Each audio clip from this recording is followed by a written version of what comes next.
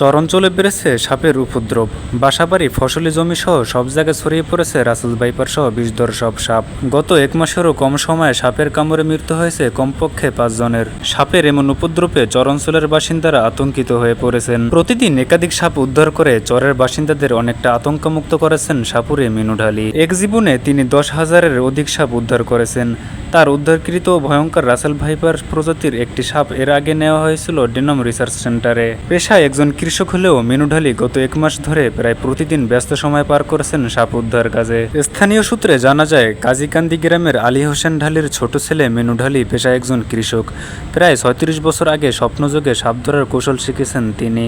এরপর থেকে কোথাও সাপ দেখা গেলে মিনু ঢালিকে খবর দেওয়া হয়। মিনু ঢালিও সুনিপুণভাবে সাপ উদ্ধার করে আতঙ্কমুক্ত করেন মানুষকে। একই সঙ্গে তিনি সাপের খেলা দেখিয়ে ছেলে বুড়ো সবাইকে আনন্দ দিয়ে থাকেন।